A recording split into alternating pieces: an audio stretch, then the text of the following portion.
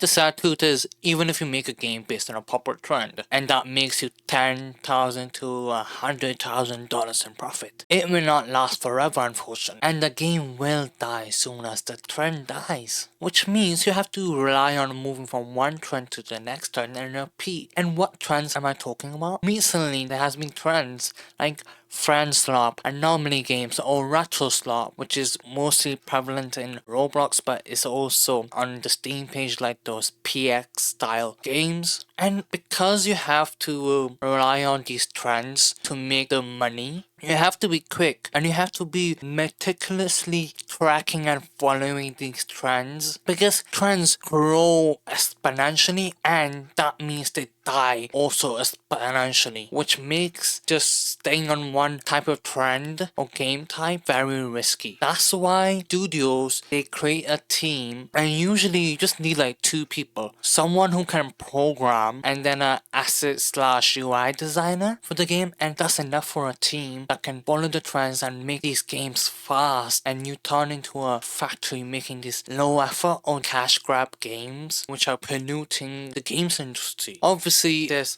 studios who have more money, they create bigger teams which allow them to make more of these games that are based on trends and make more money. But obviously it's a big downside. Because of you creating these trend-based games, you can't build up a community. You have to make a community for every game from scratch. You have to market the game to new players. You have to get new types of players who like the new type of games because the trends are not gonna be the same, which makes it also slightly more work to get these players. But the most important part about this community is that you are hated.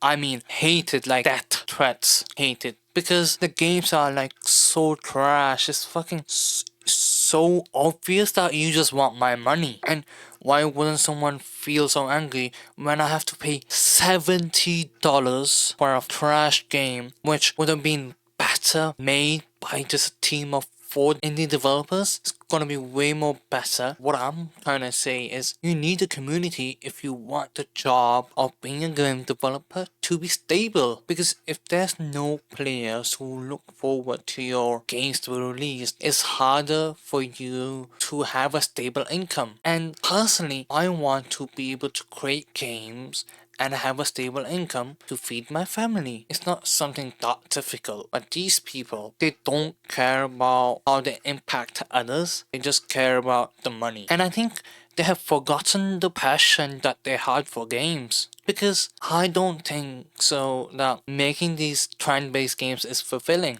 It can't be fulfilling because they deep down they know subconsciously that what they're doing is not really feeding their spirit, their soul. It allows for them to have fun and freedom and eat whatever they want, do whatever they want, but they're not truly happy beyond the materialistic things. And they have forgotten the reason why they started, because I still remember the reason why I started, and I think a lot of other people also have the same reason, that they thought they couldn't make a better game. They were dissatisfied with the game they were playing, and they thought, actually, you know what, if the game had this it would be better.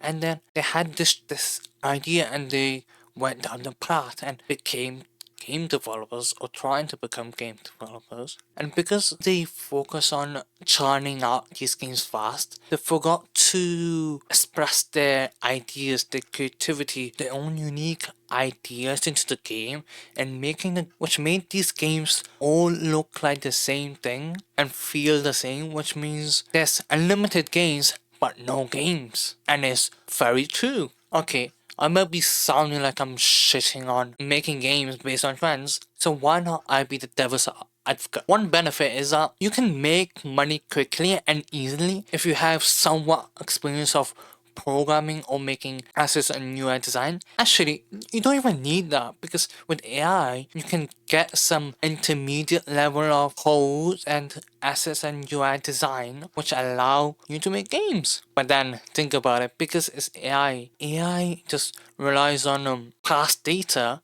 of games and all code and UI design, which means everything that AI makes, a developer makes with this AI is all the same, and that's why nobody will really like that. Actually, let me try to actually get another reason why to do it. Risk of failure is close to none because these trends have an idea, core idea that's proven, and that means they don't risk losing money or time or effort making the game because they are guaranteed to make quite a lot of money if they just stick to the core game idea, and that means they don't really change anything. Another reason why they do this trend-based games making is that they get all that 10,000, 100,000, all these wins that they make. They save up that money and invest that into like the S&P 500 or any investing, long-term investing, which means they get set for their life. They can retire early and they don't need to worry about money. And that I respect, but the ways they do it is very similar to AAA devs. And they almost have just these indie developers have turned into these AAA devs who don't have morals, are focused too much on profit, and most importantly, they don't give a fuck about the player's feelings. And yeah, the people who work in there, yeah, they might not be the bad guys, but who are the bad guys? The people who manage these game studios, who really just care about money, money, money, money, and they want to be just millionaires, and they don't give a fuck how they make the money. They just want the money easy and fast, which is very just sad and actually worrying because indie devs are becoming the AAA devs and they're not taking the good parts of skills and the ability to create very big games, very in-depth games. No, they're taking the worst parts of AAA devs, which is the no morals, just focusing on profit and no regard for players' feelings. And these trends have noticed that they have mechanics that are exploitative and harmful, like most noticeably things like on the Roblox platform, all these games have somewhat of pay-to-win gambling, which in itself is so bad for children. Because I have a personal story. My brother, younger brother, who also plays Roblox, he spent 50 fucking pounds on a virtual pet and then he lost the account. What? No, what? What's happening there? And it was on Pet Simulator. A fucking pet. Okay.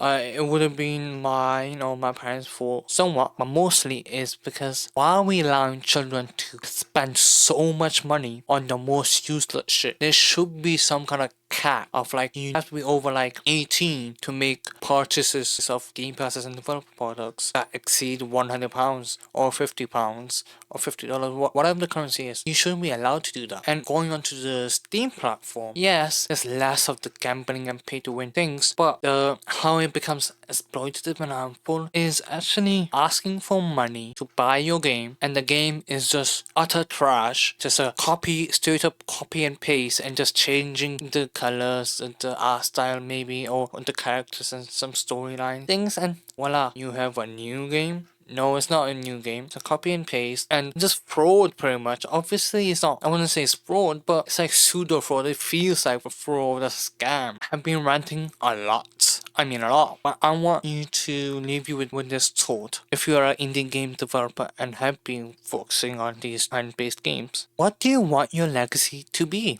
Do you want to leave a positive impact on others? And are you really proud of yourself? Keep creating. Bye.